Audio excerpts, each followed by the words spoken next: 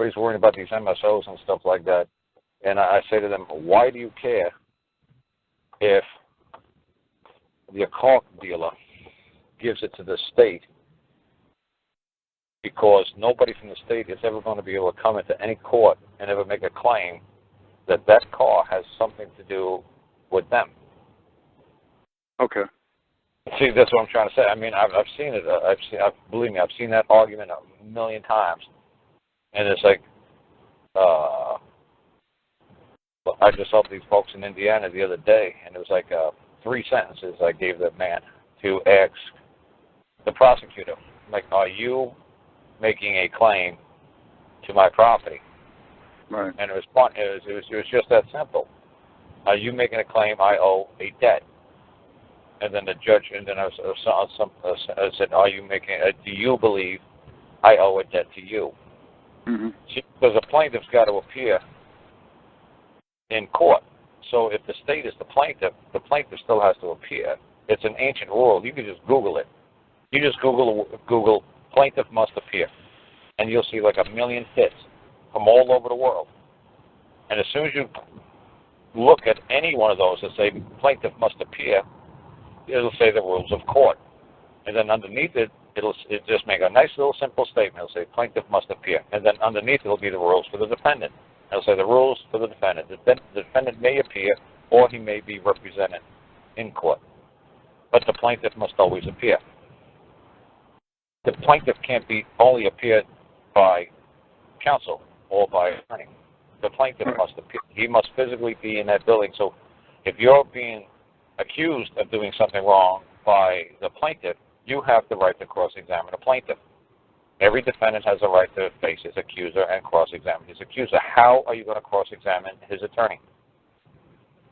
So that would be the head of the Department of Motor Vehicles? I'd like to see Mr. or Mrs. Is it male or female? The Department of Motor Vehicles. I don't know. I've never met a Mr. or Mrs. Department DMV. Yeah. So, like I said, that's what I said. That was funny. The folks from Indiana, if you listen to last week's show, they'll say, "Oh boy, the judge said he hasn't seen something like this come across his court." He says for about 20 years, and then he named the guy. He's like, "Oh, do you remember that old crazy guy Bob? Man, yeah, he did something like this 20 years ago." He said, "I ain't seen something like this in 20 years." And then he was reading what I gave the guy could barely read and write English. The man's name is Brian. And he said he got a second, third grade education. He said they always used to make fun of him whenever he went to court because he's a little Irish guy, freckles, red hair, the whole bit. He's about 5'3", about 90 pounds. So he always used to make fun of him. Even the prosecutor said the last time he was in court 2 times ago, he said the prosecutor was standing behind him, making all kinds of funny gestures behind the guy, and the judge and the prosecutor were laughing. And every time he turned around to see what the prosecutor and judge were doing, the prosecutor was doing behind his back, what he was doing to the judge said, "Don't you worry what the prosecutor is doing behind you. You just pay attention to me." So they're really mocking this poor little guy. And this time, man, they didn't mock him at all. And because he was going to cross-examine the prosecutor. Because he was basically saying, "Where's the plaintiff? You must be the plaintiff. If you're the plaintiff, I'm going to have to require you to answer these questions. Are you claiming I owe you a debt? Who is claiming I owe the debt?" And it was sort of some child support stuff. And so the way I set it up for the man is he only has to pay $30 a month until $13,000, whatever, $8,000, whatever he owes his house. He hasn't paid in 5 years. Whatever it came out to 5 years worth of debt. And then I did another one with a lady up there in Indiana. She had bills for her child in the hospital, and they were hateful to her and her child every time they went into court. But not last time. They said the judge was really nice to her, and the attorney was really nice to her for the hospital, and set it up so she's only paying $5 a month. That's it. But they wanted to garnish a paycheck. They wanted to issue a warning debt, take all the stuff out of her home. And they were really ugly to her, 2 times ago. But this time she said they were really nice. She said the judge said, "Okay, fine, $5, that's it." And the lawyers for the hospital said, "Okay, fine, that's it," because the hospital didn't have to appear. Mr. General Hospital has to appear, or Mrs. General Hospital has to appear. The attorney can't appear for the hospital. Not that the plaintiff must appear. So that's what I say to you guys. Why are you all worried about this MSO stuff? Well, the DMV is going to say this, and the state of Indiana is going to say that. Good. I hope they got grew a set of vocal cords since the last time I met them. Because as far as I know, we take them in just to the local county court here. Yeah, they were just. I'm trying to remember the name of the county. I think it was Knox County. Right. Knox County was south in Evansville. I'm trying to remember the one north of Stark County. Starke. Yeah, that's all it was. They were just in they were in circuit court because it was considered a felony and it was over $10,000 they were being sued for. Yeah. So in Indiana, you guys got like a district court and a circuit court.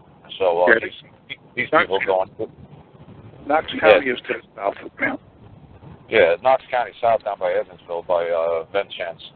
Yeah. And then these folks in Fort Wayne, I was in their county. Man, I was in their county for 2 weeks. I was talking to the lieutenant.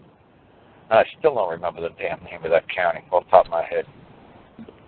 But all right, if I don't register the vehicle and don't put plates on it, no, you show the Secretary of State responsibility, financial responsibility layout. They show you. Insurance companies actually have on their webpage. They'll show you how to do proof of financial responsibility. I could have sworn I put it on my webpage. Was going to get insurance on it, yes. Yeah, my webpage is boardmine.org, right? You know that, www.boardmine.org. Yeah, the insurance part is not on there.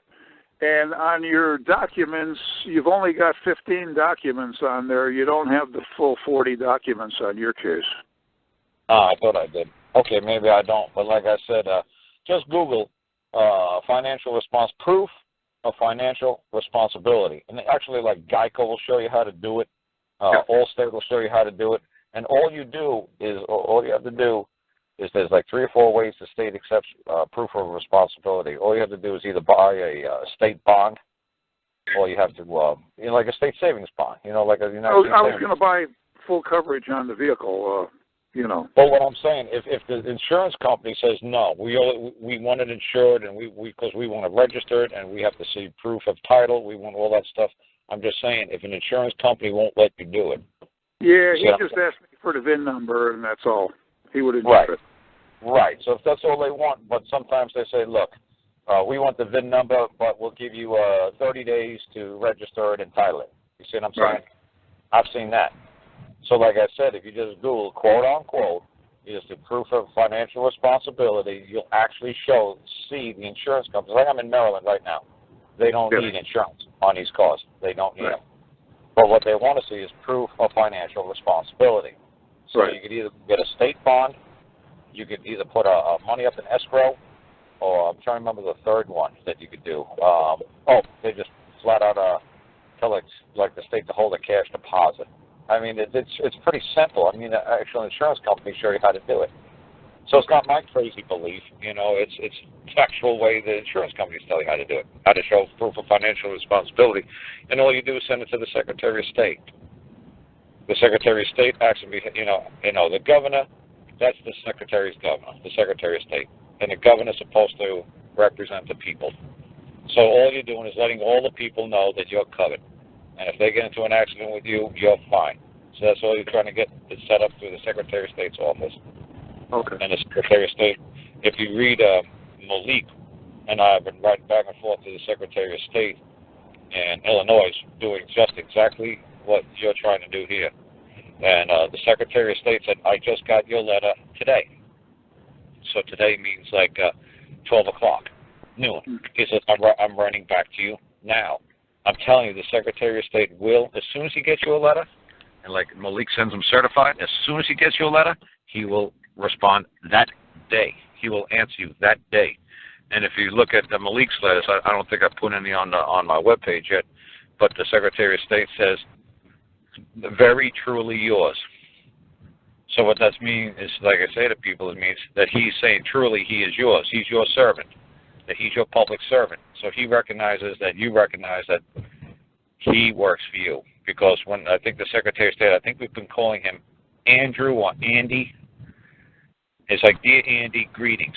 So because Malik wanted to say, your Honorable Secretary of State or Secretary of State of Illinois. No, you don't address the title, you address the man.